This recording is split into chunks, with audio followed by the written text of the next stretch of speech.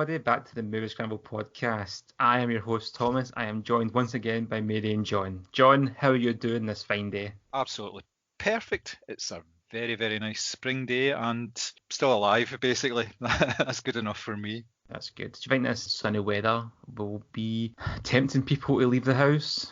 I don't think they need any sort of temptation. They seem to still be doing it anyway. Which is a shame because if they stayed in and listened to his podcast and downloaded it from their laptops or their desktops, stay in and listen to the podcast. Mary, how are you? I'm good, yeah, it's a lovely day. I've not got the COVID, so it's all good. It's always a good start to the day, not having a major disease that's wiping out half the planet. Yeah, every morning when I wake up, I'm just like, do I need to cough? Do I feel like my lungs are crystallising? Nope, okay, another day. When you get to my age, that's how when the mornings just start. The amount I've drank over the years. I just call it that Wednesday morning. We do not have a film to review for this podcast. We've mentioned in previous podcasts, we're just going to do more episodes now as we have a lot more spare time on our hands than we previously did. And unfortunately, we can't go to cinema and see any releases because there are none. We could watch stuff on Netflix and Amazon like we've recommended you do, but we haven't. So we've come up with a list of our top 3 movies we've only watched once and have no intention of watching again. Now, you're probably thinking to yourself, I've watched many films that I wouldn't watch again. What makes us any different? Well, we're not talking about films we don't enjoy. We're talking about films we particularly liked or thought they were technically brilliant. We're not talking about bad films. We're not talking about films we didn't like. We're talking about films that are good movies. We've just no intention of watching them again for different reasons, which we'll discuss as we go on. We've all got our lists. We've all picked 3 each. This was a particular difficult one for me. The amount of shite I watch, the idea of not watching some of the films for a second time or multiple times.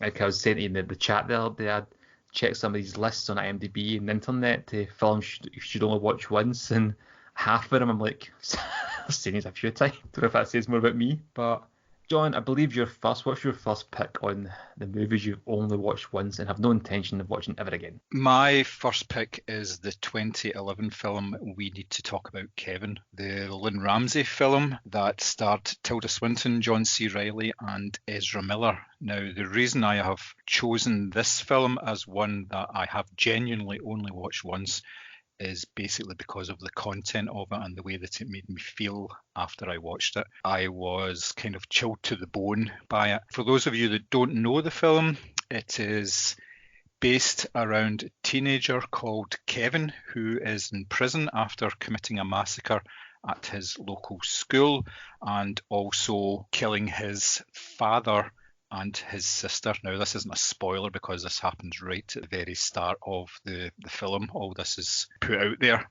The only one that's left from the family is the mother, who is played by Tilda Swinton.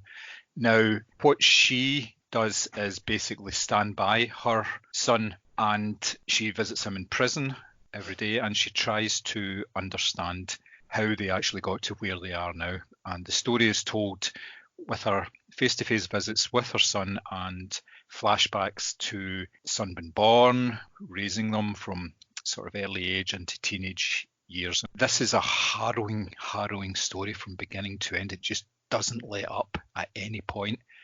It's not miserable, it's compelling, but it's the way that it's put across as the sort of almost like the demon seed child within a family and how they can corrupt those around them and make different people think different things. For instance, the way that he reacts and acts with his mother is completely different to the way that he behaves with his father. And this was shown from a very young age. When Kevin was just an infant, he would cry all the time whenever his mother touched him. But anytime his father was around, he was a perfect, sweet little boy. So he didn't understand what was going on. He thought everything was fine. He thought maybe it might be something to do with the mother rather than anything else. And this just compounded as the years went by. It is a great film. It's been listed as one of the best films of the last decade, which I totally agree with, but I cannot bring myself to go back and watch it because I really don't want to experience some of the emotions that kind of run through your mind after watching this. It's truly chilling. Did you guys see it at all? Yeah, I read the book and then caught it on Netflix, and to me, it's like the biggest advert ever for just buttoning up your uterus and not having kids. It's brilliant, like really, really brilliant performances from Tilda Swinton and Ezra Miller for the most part, and John C. Reilly and the supporting cast. It's no, I totally get why you've picked this. It's very, very uncomfortable. He's a master manipulator, like even as a child, and it does kind of make you think of those sort of, Children of the Corn, Damien type of, children that we've seen in films. But of course, it's so much more than that. It's a really good pick, John. It's a brilliant film. Yeah, I'll echo that. And I started reading the book a few years ago. It was after the film had come out, and I just couldn't get into the book at all. And because of that, I never great interest in seeing the movie. I think it was on Netflix as well. I watched it, and yeah, I said the word compelling there, John. I totally agree with that. It was hard to take my eyes off it. The performances from the three main cast were absolutely incredible. The chemistry, specifically between Ezra Miller and Tilda Swinton, was haunting, and it's just a very unsettling watch. Yeah, it's a movie that I'm glad I have watched. I would be no interest to watch it again. Maybe not for the same reasons as yourself, but definitely it's a great pick. Very good choice. Very good movie. And just to reiterate as well, these movies we are picking, we do recommend them all, even if you just watch them once. Okay, Mary, your first choice? So my first choice is from 2018, and it comes from writer-director Jennifer Kent, who made her debut with The Babadook, and this is a film called The Nightingale. Sing a song. The one for me. I wish I were on yonder hill. We don't want no trouble. That's just the way, isn't it? You don't want trouble, but sometimes trouble wants you. It's set in the early 1800s in Australia, in Tasmania, and it stars Aisling Franciosi as a young Irish girl, Claire, who's a kind of poor servant working in quarters surrounded by English soldiers. And basically this is a kind of revenge story, a sort of quest story, a kind of survivor story, and it's talking about, has real themes on the treatment of women, the treatment of Aboriginal people in Australia at the time. This is a film I'm actually finding myself choking up just talking about it. I got about half an hour into this and I took a massive panic attack. If I'm honest, I have never, and even compared to my other choices, I have never ever taken such a strong reaction to a film. Jennifer Kent has said in interviews that there was no point in sugarcoating what life was like for women in that era, particularly surrounded by soldiers, and especially because women, were often poor and illiterate and had no choices in so many situations. And as I say, there's a scene about half an hour in where I actually had to leave the room because I couldn't watch any more of it. But once I'd sort of calmed down and decided to sort of let my fiance watch the next kind of half hour by himself, I kind of crept back into the room to watch the rest of it. And it is a very compelling story. You are sort of, you're really rooting for Claire and her Aboriginal helper Billy, played by Bekali Ganambar. You are kind of rooting for them when they go on this quest together, but it is, it's brutal, it's relentless, and there's no time to catch your breath. Usually with these types of films, you get a wee minute where you can kind of go, okay, exhale, but actually Jennifer Kent really doesn't give you that, and it's such a different film from The Babadook, and it is total testament to Jennifer Kent's capabilities, both as a writer, as a director, but I don't think I could put myself through that again, if I'm honest. You guys seen it? I have seen it, and I can only totally agree with you. There is a couple of scenes early on. Now, it was flagged up to me before I actually watched it. There was a particularly horrific scene quite early on, which I wouldn't go into, obviously, because I don't want to spoil anything. And when what I thought was the scene was over, I thought that wasn't too bad. But then the real scene actually was about 5 minutes later. Yeah. And it's just, it's totally brutal. And like you say, it's unrelenting. It just keeps going and keeps going. Same with, we need to talk about Kevin. You want to know what's happening in it. You want to follow the story. You want to try and understand why the film was made in the first place and the story it was trying to tell. It's bleak, to say the least. It is not sugar-coated in any way. Right up until the very, very end of the film, it is bleak as hell. But yes, it's definitely one that I was glad that I watched, and I will never, ever watch it again. Should say that if anyone is going to watch this, I'm going to, trigger warning for sexual assault, and it's very, very graphic. So if you do get uncomfortable with that sort of thing, it's maybe not one that you should watch. But for anyone that thinks they can handle it, I do recommend seeing it because it is a very good story, but it's extremely graphic. Thomas. It's a fucking laugh riot, this podcast, isn't it? Well, it's not going to get any better with my choice, unfortunately. I went with Gaspar Noé's Irreversible, starring Monica Bellucci and Vincent Cassel. This film is infamous for a very particular scene. Now, I'm going to be slightly spoilery when it comes to this movie, and it's not to do with how long it's been out for. It's kind of similar to what you were saying there, Mary, about the trigger warning. Mm-hmm. This is a movie you shouldn't go in cold. You should know exactly what to expect, because no matter how prepared you think you are, it will still shock you. It tells the story of Vincent Cassel and his friend who, at the beginning of the movie, brutally murdered this man.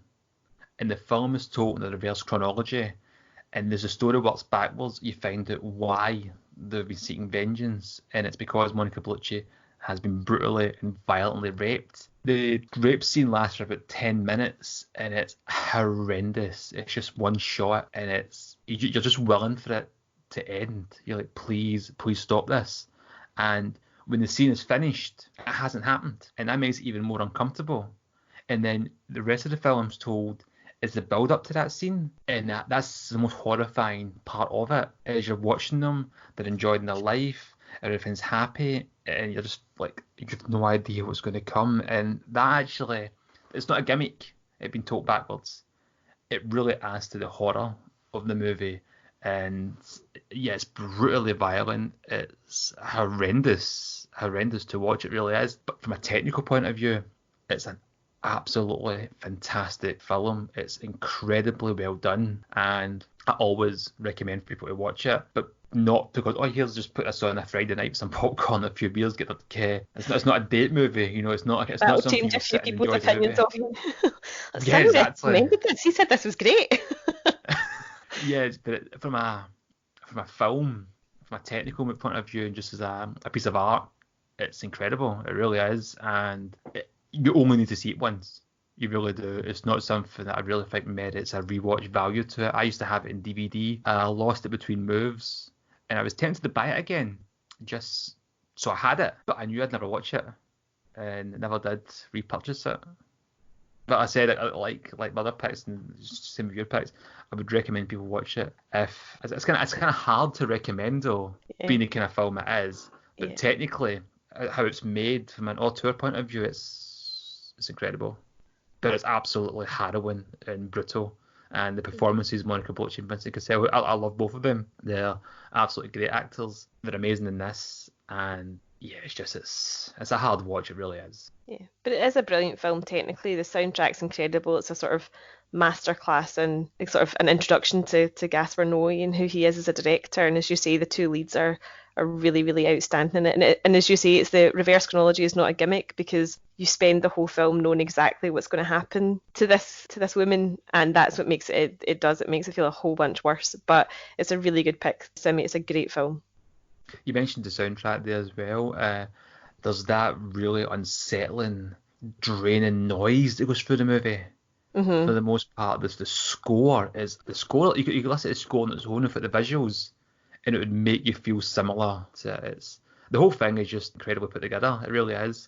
You haven't seen it, John, but is it something that's on your list? It has been for a while, but it's not one that I'm actively thinking about watching, just based on what I've heard from you guys and what I've just read about it in general. It's not one of these. I think you have to be in a sort of certain mindset to actually sit down and watch it. Like, say, it's not a Friday night, couple of beers. Come on, kids. Let's see that nice Monica Bellucci. Yeah. But yes, I think at one point, maybe one of my darker moments, I'll sit down and watch it just to, I don't know.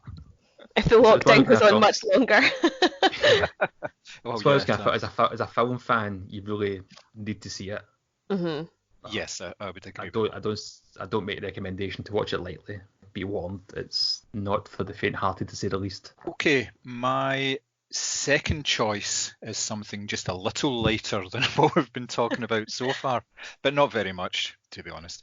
It is Never Let Me Go, which is a film from 2010 directed by Mark Romanek, and a screenplay by Alex Garland, who has obviously gone on to much bigger and better things. It's based on the book by Kazuo Ishiguro and stars Carey Mulligan, Keira Knightley and Andrew Garfield. The sort of one-line pitch for this film is it's a love triangle set in an alternative reality. Now, there's so much more going on with this film.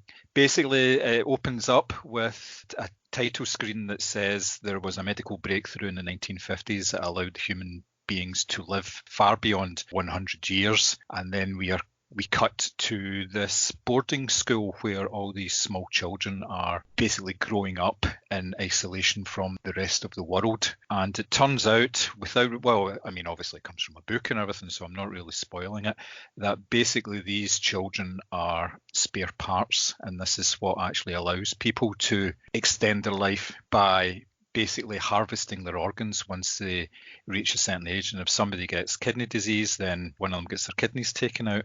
And obviously this can only happen a couple of times before they become, well, you call it inviable, but really they die on the operating table. So these three obviously form a special bond when they're just small children in the school. This goes on when they actually leave the school and they actually end up living in a cottage together. And there's always rumours with the fact that there may be some sort of reprieve from actually doing any sort of donations based on the fact if they are in some sort of relationship. So two of them form a relationship which actually angers one of the other ones, causes a bit of a split between them, and the story then takes them in the direction that they're trying to figure out whether this reprieve is actually a real thing or it's not a real thing. Now you've got this horrific sort of idea in the background about basically using people for their organs, and in the front of it is this quite sweet and tender love story between two people and then between another two people. It works really, really well. Obviously, I've talked about the cast. The cast are absolutely fantastic in this film. It's done in such a low-key way that you get drawn into just their personal domestic problems and all their interactions together. It's lovely. And then obviously you've always got this thing in the background as well. And as you can guess, without really having much thought, it's not going to end well for anybody in this. And that, for that very reason, again, there's a theme running through all of my picks, and it's the way that the films actually make you feel when you're watching them and when you're thinking about them afterwards.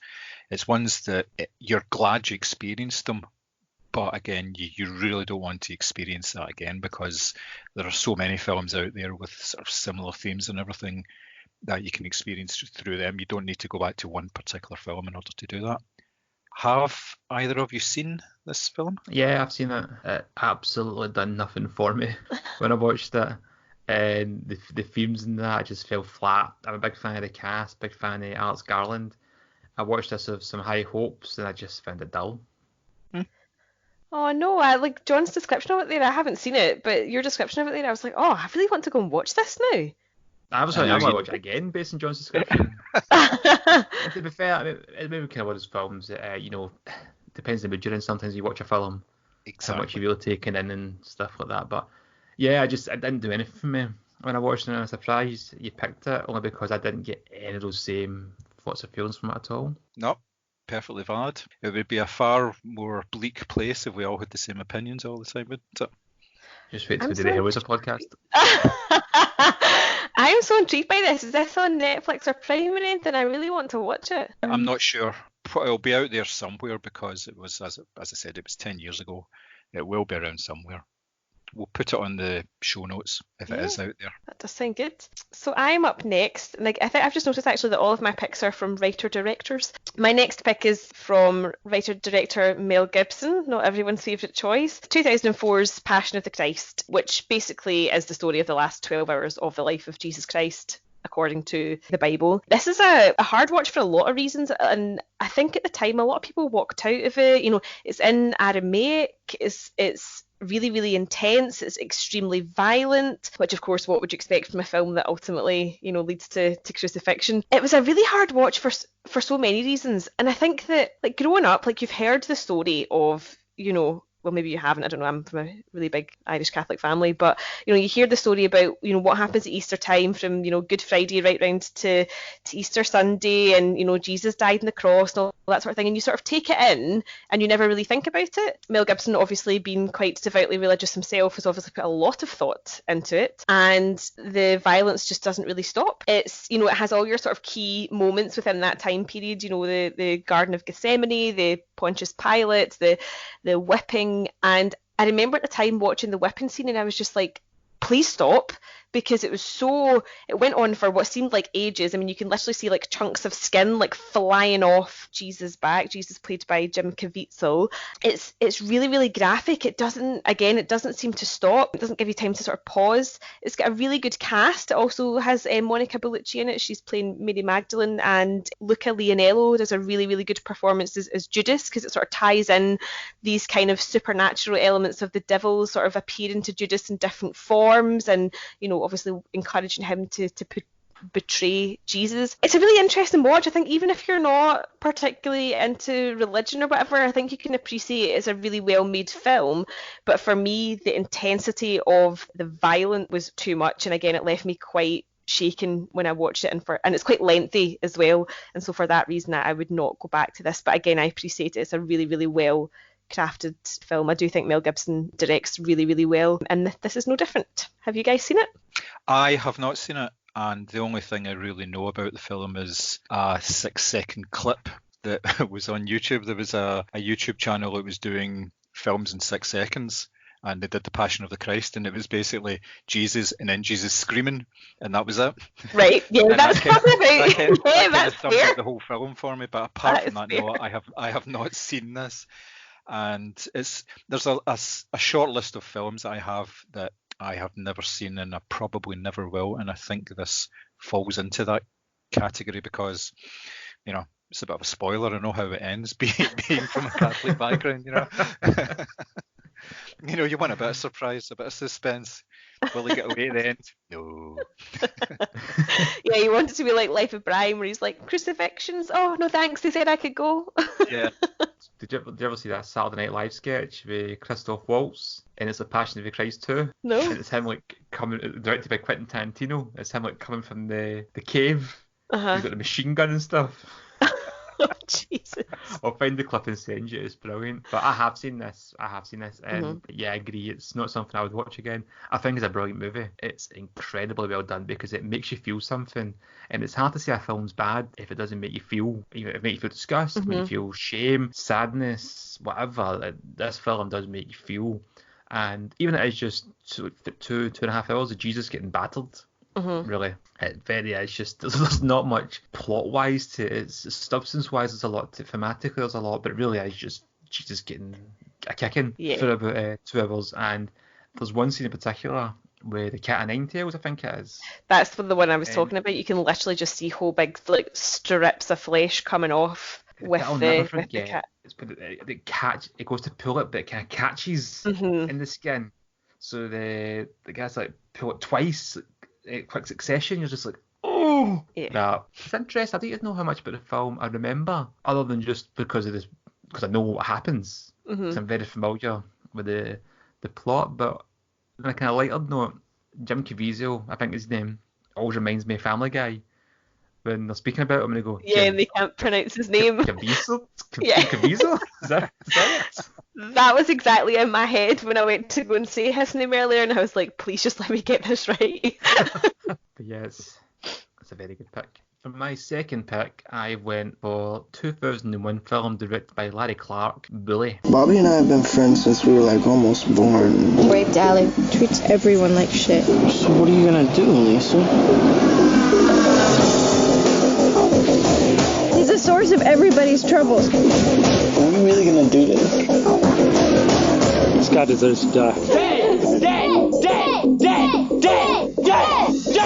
This tells a story of a group of friends who are being bullied and harassed by their friend, in inverted commas, Bobby, played by Nick Stahl. And Bobby's a prick. He's a horrible, horrible person. He just, as the title suggests, bullies his pals, but it's not just even playful bullying. He's a horrible, horrible person. He humiliates them. He beats them up, even rapes one of them, sexually assaults them. And you can imagine they've had enough of his shit and they all conspire together to murder him. I won't say too much more about the film other than that. I don't want to give any spoilers away to how it ends. I think the plot is fairly well known, to be fair, and it is based on a true story. It's horrible. It's an absolutely horrible movie, and I watched it for the first time. So I started watching it for the first time like over a decade ago in my mate's house with a few beers, and he went, "Oh, you need to see this film," and they put it on. We watched it the first 5 minutes, and I went, "Mate, this isn't a beer film. I don't know what kind of sick mind you have." And it's really gritty, it's grimy, it's got a heightened sense of realism that it doesn't look like a documentary, but it could be a documentary the way it's shot, in terms of just how real everything seems, and it's horrible. It's just, that's the best way to describe it. But it's such a good, technically good movie. It deserves all the praises it gets from critics. It's got a bit of a legacy as well. I think it's one of those movies that's been looked upon more favourably from critics going back. I think at the time, people weren't really too sure to think about it. It's very, very controversial. If anybody's seen Larry Clark's Kids, he's not a filmmaker that kind of likes to mince about with his subjects, so it doesn't do anything by half measures. The fact that the cast was so young as well, and there's nude scenes and sex scenes in this movie, really made people feel uncomfortable, and it should. The film's supposed to make you feel uncomfortable. In the third act, where I won't go into too much kind of detail or spoilers, but yeah, it's not a film you go back and watch it. I can't see why anybody would want to go and watch this film again, but it is a very good film in terms of how it's done. And Kids actually was also close to making it on this list, but Bully was a lot more fresh in my mind, so I picked that. Have any of you seen it? No, and from your description, I don't think I want to. I have. I saw it just after it came out, and I can only agree with you. It is a brutal film from beginning to end. It's made me so uncomfortable watching it, just because of the way that the starkness of the treatment of people, as you say, the way he bullied people and the way that they eventually reacted to him as well. It's one that, again, I would never ever go back and see. You know, life's too short for things like that. And obviously the film came with a bit of a reputation beforehand, because it was a Larry Clark film, as you say. He has a bit of a reputation for making provocative statements and calling them art, but he's been called out a few times on that now, really, hasn't he? He's been had a few problems with his films, critical reception for them. Some people are saying he's doing it for the sake of causing a bit of controversy rather than actually trying to explore a subject. There was a bit of a debate going on for a number of years regarding his filmmaking. So there's definitely that kind of same debate regarding this. A lot of critics thought it was very exploitative, and I never thought that, to be fair, when I watched it. I did think the realism in it was almost too real, to the extent that made you feel very uncomfortable, because sometimes a film should be an escapism, it's entertainment. This was almost too real to its detriment in a way, the way it was portraying things. But at the same time, very serious subject matters. Why should it be glossed? Why should it be done in a more kind of, with more sheen, with more polish? And even where, again, not going into too much kind of detail, when they confront Bobby after all he's done to them, even how that's handled, it's a revenge film, but it's not the kind of film you end up cheering for those seeking the revenge because of how it's done. And yeah, it's even just thinking about it is horrendous. Yeah, it comes across more like a documentary more than anything else, doesn't it? It's because of the ultra realism. It's like news, you know, it's like unfiltered news, if you like. It's not sugar coated in any way. You're not allowed to root for anybody in it, which is good, obviously, but that's a kind of a standard trope within Hollywood films, that somebody's right, somebody's wrong, you know, a black hat, white hat kind of idea. And he obviously avoids doing that. And were the actors, were they known names, and did they look quite young? I don't have any knowledge of this at all. Did they look like preteen or whatever, and were they quite well-known actors, or? Michael Pitt's in it. Oh, right, okay, yeah. And Nick Stahl, he's been on it, but he's probably the biggest name in it. It's not going to do anything. Rachel Milner is in it. It's Brad Renfro. I feel like I know the name, but maybe don't know. Yeah, I mean, I couldn't tell how young they were in the movie, but Mm-hmm. they did look young. Yeah, it was You're sort going of to watch early it? teens, wasn't it? Yeah, Really? Yeah. I think so. Maybe mid to late teens at a push, if even. Mm-hmm. But definitely the characters were supposed to be that age. But do you think you'll watch it, Mary? I mean, part of me's intrigued, but the other half of me's like, I can't have another Nightingale experience because Yeah. I actually thought I was going to like vomit watching that. It felt like extreme, and I've watched a lot of stuff. Like I've watched Irreversible, and I actually think I could sit and watch Irreversible again because sexual assault aside, I like the movie. I like how it's structured. I love the soundtrack. I love the performances, but I don't know if I could watch like just the way you're just describing it. It sounds so grim, and I don't know. Part of me's intrigued. The other part of me's like, oh, I don't know if I could put myself through that. Yeah, not everything's popcorn-tastic and superheroes jumping out of portals. John, what is your last pick? My last pick is the 1974 film A Woman Under the Influence. I love you, honey. For, you know, everybody, there's Mabel for everybody. Mabel's not crazy. She's unusual. Tell me what you want me to be, how you want me to be. I can be that.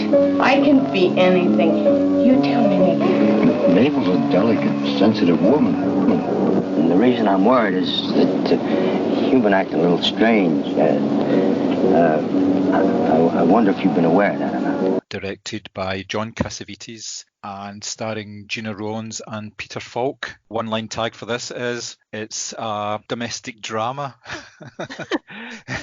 which can be expanded on so much more. The Los Angeles housewife Mabel, played by Gina Rowlands, is a bit of a troubled soul. She is very much in love with her husband, Nick, played by Peter Falk, and probably a career best role, I would say. She wants to do everything for him. She wants to be the perfect wife and the perfect mother to her children, but unfortunately she has a suspected mental illness, which she tries to keep to herself, but it comes out when she is in company, when she starts to get stressed. And under these circumstances, she starts to behave erratically, saying the wrong thing, trying to overcompensate all the time. And this worries her husband so much that he reluctantly agrees to have her committed for 6 months. So she goes away for 6 months.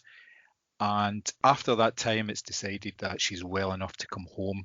So she does come home, and she is obviously not anywhere near ready, and everything spirals really out of control from there. Her husband Nick is not in the best sort of mindset either. He has his own issues. He's got an ideal of what family life should be like, what married life should be like. He keeps calling back to a time when they were happy together and things were simpler, which is basically before the children were born. And it's really all about how they interact with each other and how it's not really anybody's fault, but it really, really spirals so far out of control towards the end. It's harrowing to watch, and it's not harrowing because there's any violence or any real sort of shouting or anything. It's all got to do with the tension within the relationship.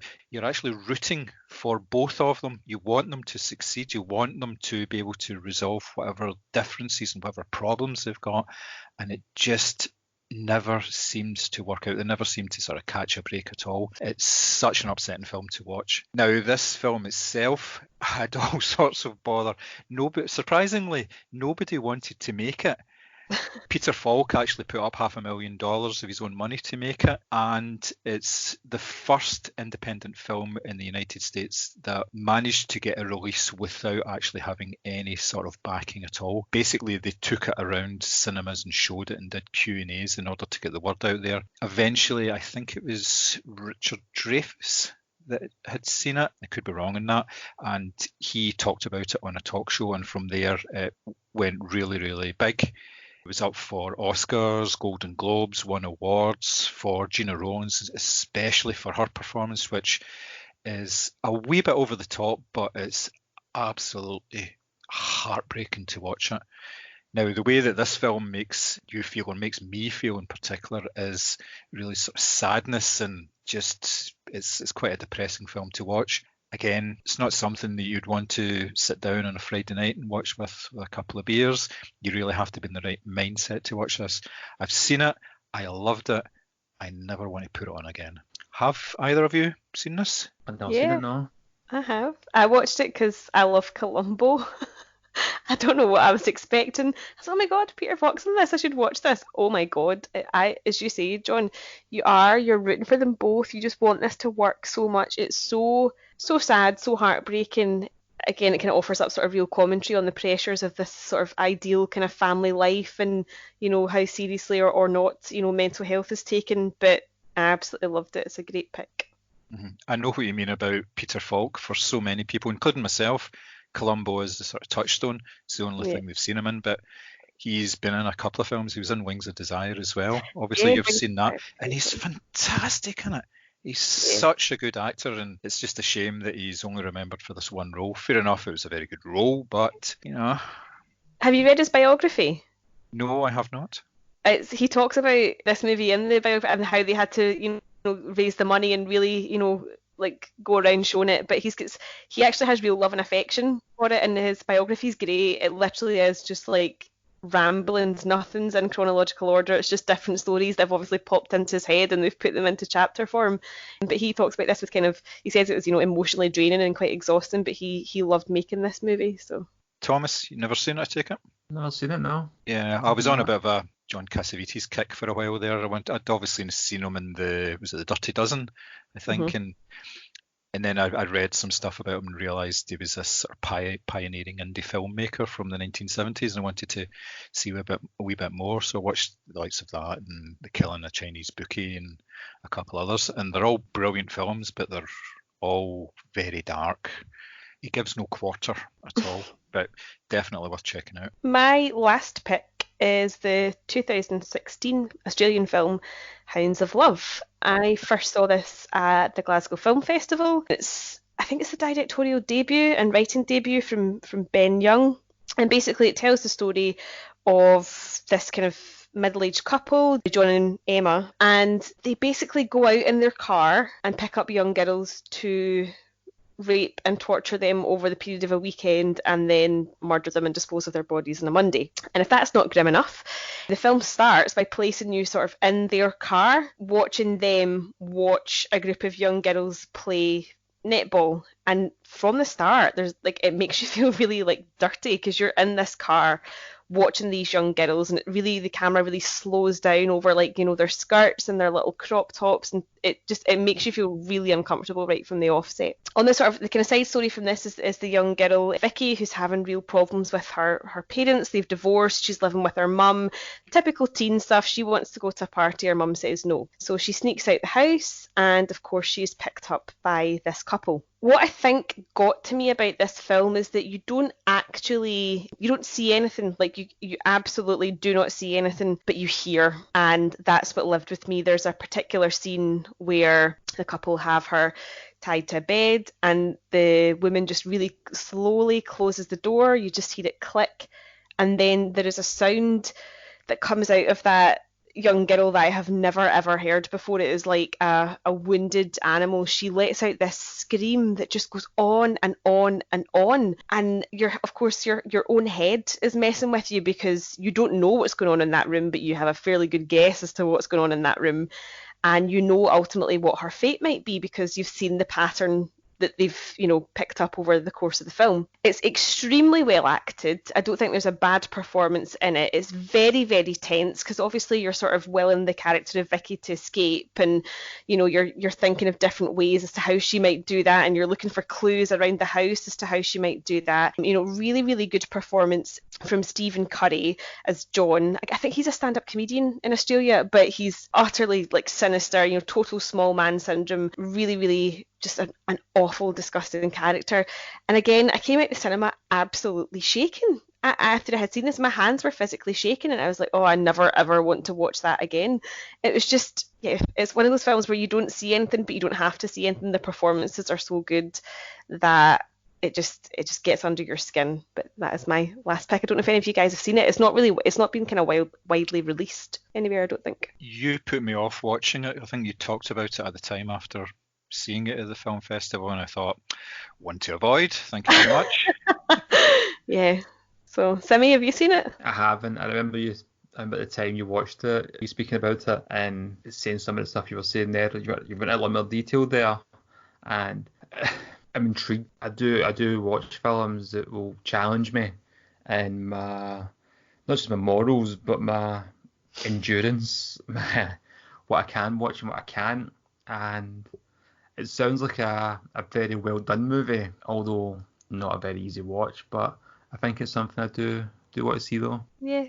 As I say, you don't see it, unlike kind of the other films that we talked about, where you definitely the violence is front and center. Like there's definitely nothing here, but it's more kind of what your mind does to you, I think, more than anything else. And plus, it's a kind of teen sort of kidnap drama, and there was a kind of spate a while ago where there was like loads of people going missing, I think, within the UK. So it does kind of bring it all home a wee bit. But again, a really interesting performance from, as I say, Stephen Curry, who is, I believe, a stand-up comedian, and yet he is just disgusting here.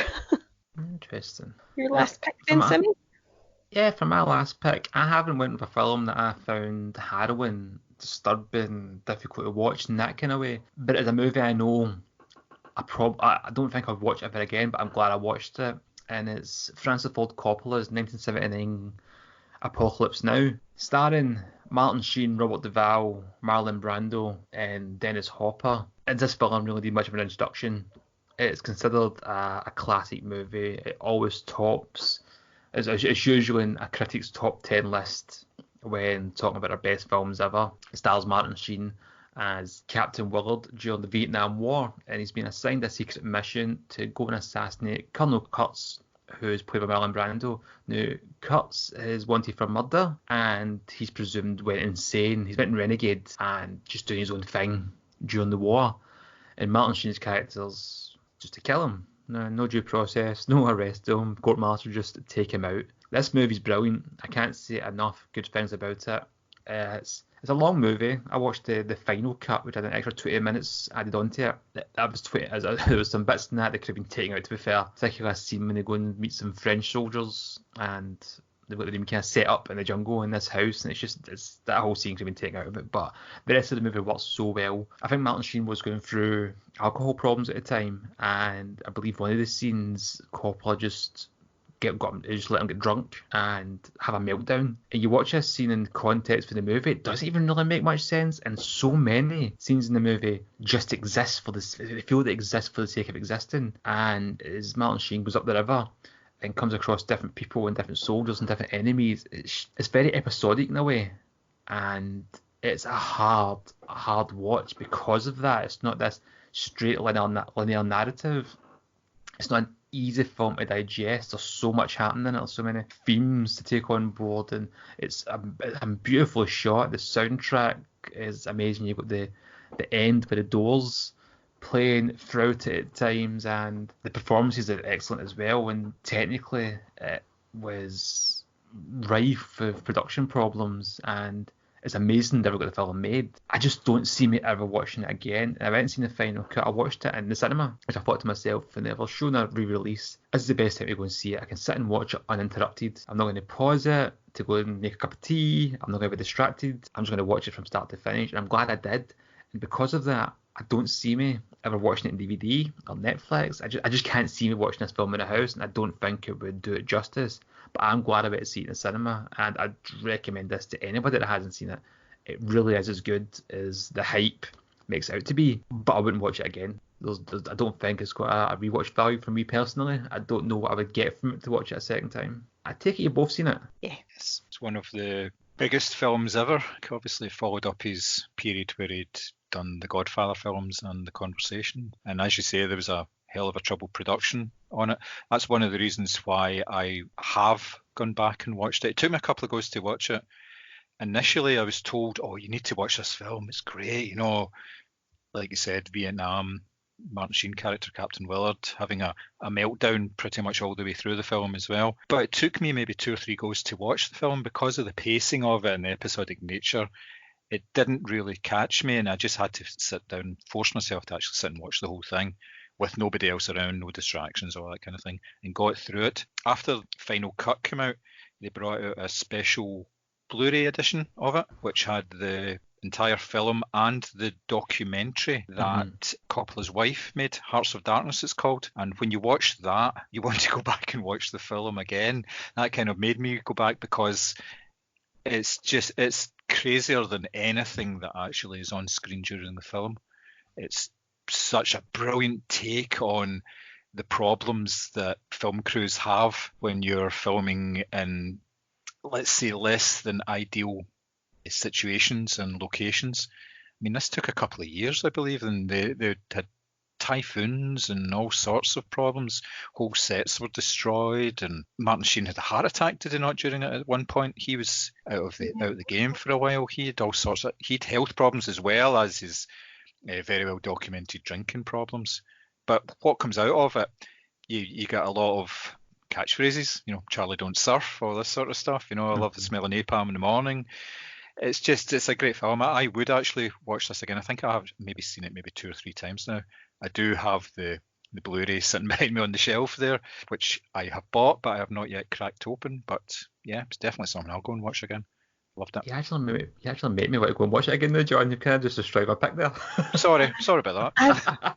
No, I agree with Simmy. I don't know if I could watch it again. Like you, John, I had a couple of false starts with this when I tried to watch it, and I thought, ugh, this doesn't really do anything for me. But like, it was one of those films like I felt like I should see because of the sort of mythical nature surrounding it. And once I did watch it, I was glad that I had. But it's episodic. It's it's almost like a fever dream at times. Like you're kind of like, oh, how did we get from this to that? Like it almost kind of, not that it doesn't make sense, but it does kind of, you have to concentrate and you have to focus. But I'm kind of with Sunny in this. I don't actually think I could watch that again. The performances are great, the soundtrack is great, and as you say, it's given way to a few kind of like iconic film lines, but I'm not quite sure I could sit down and do that again. Yeah, interesting enough, you just remembered. I tried to watch it in the house a couple of times, and I've actually seen, I don't know if it's that documentary I've seen, John, but I've seen a documentary on it, and it was very in-depth on the production of it, and it was on TV one night.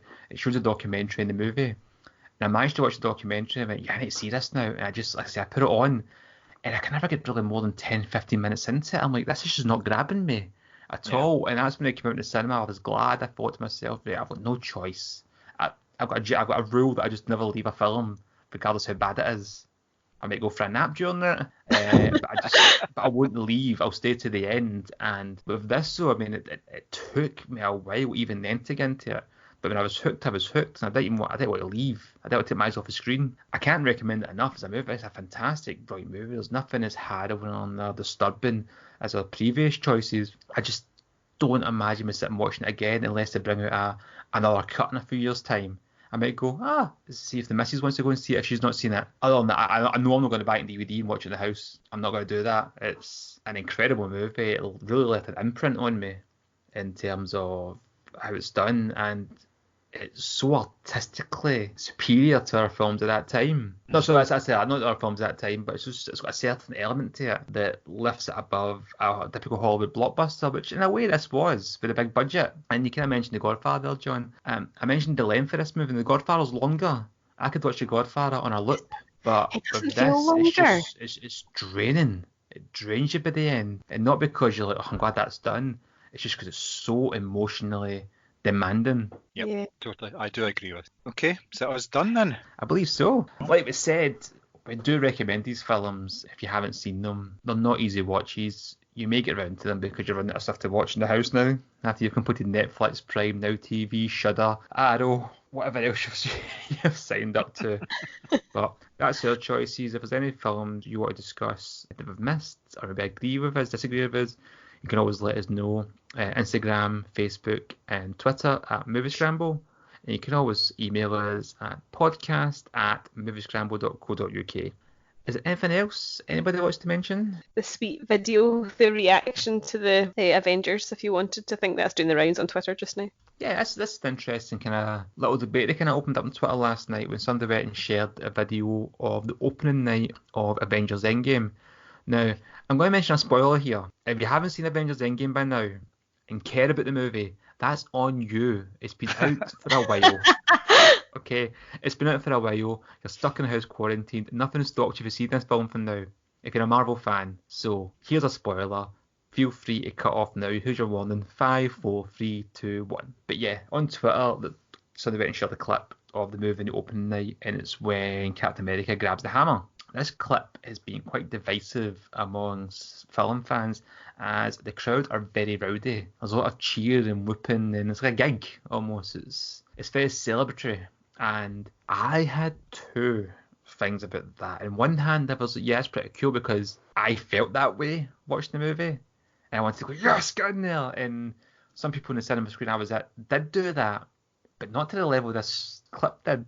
And if I was watching this film for the first time and that happened, I think it may have taken me out my experience and put me into somebody else's experience, and that could have annoyed me. I can only say could have because it never actually happened. I've never experienced it to that level. Did you watch the clip, Mary? What did you think? I'm like you, I'm torn, because part of me thought it was really sweet, and it was really like, here's a moment where a whole bunch of strangers are coming together out of their shared love of this particular type of cinema, and just their love of cinema in general. And it does feel nice to be part of that kind of community, because I had the same reaction, although not as loud. But on the flip side of that, I'm the first person to complain if somebody rustles a sweetie in the cinema. I like my cinema going experience to be very, very immersive, and we're all sitting in the dark focusing and nobody's disturbing each other. So I'm torn between, do you know what, it's just joy, it's just people expressing joy, and as you said, it would take you out of the actual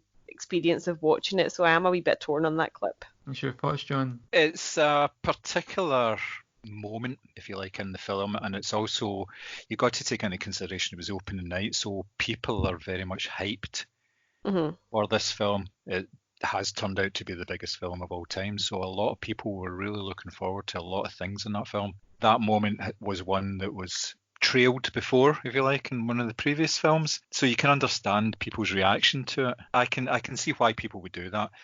Now, if you're doing that 2 months down the line when you're sitting in a cinema with about a dozen other people and you start cheering, then yeah, you're fair game. Somebody's going to take a swipe at you, I think.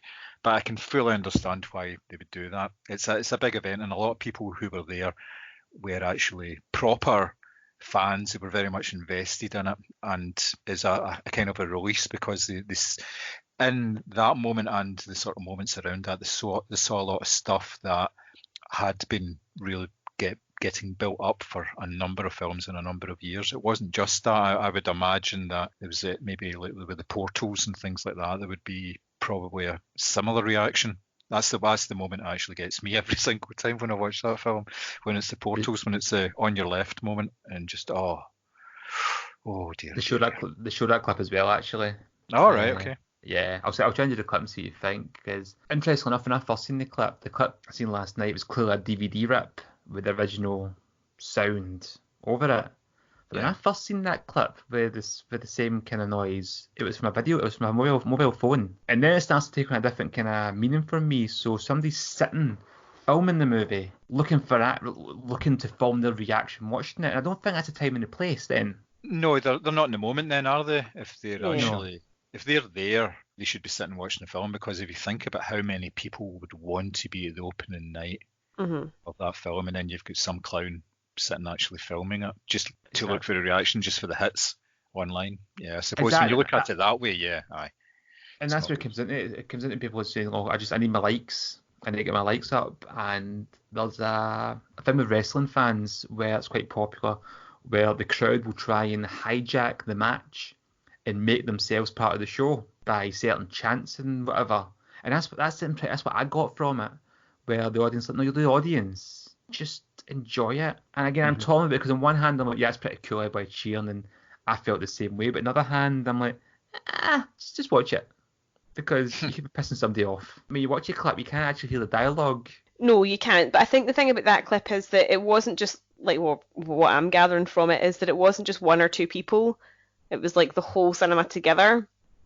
And I kind of get the impression, obviously I'm making judgments on like a 30-second clip, that these are people who would probably see that film again and again and again. So actually, in a way, it almost doesn't matter that they missed the dialogue.